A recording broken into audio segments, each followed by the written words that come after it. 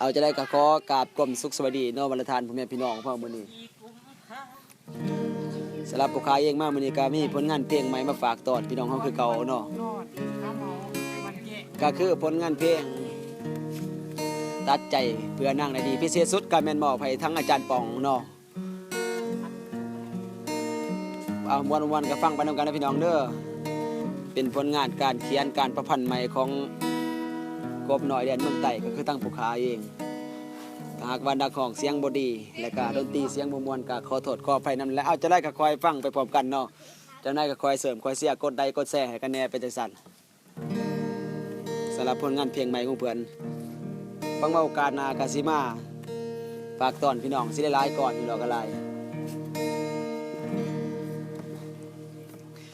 ย้อนหา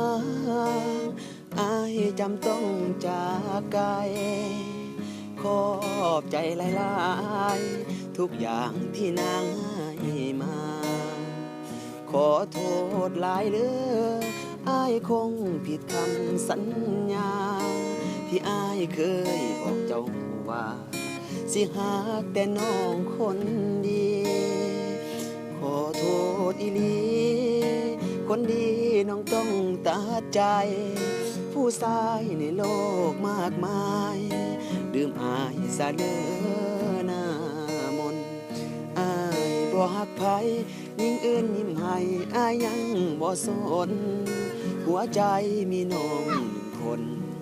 ย้อนความจนอายต้องจากลาเสร็จน้ำตาเถิดนะน้องอยากห้องให้อายก็เสียใจทั้งที่หากันโดนแล้วนะลืมอายซาเลยอย่าสิคิดอดีตผ่านมาน้องจงเข้าใจอายซาแล้วคิดว่าเฮาบ่สมกัน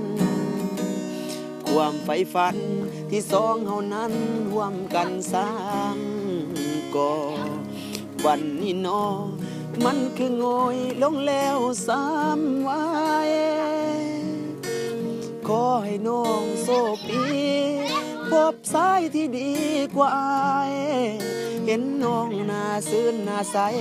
อายเจ็บปานตายก็สิอดเอา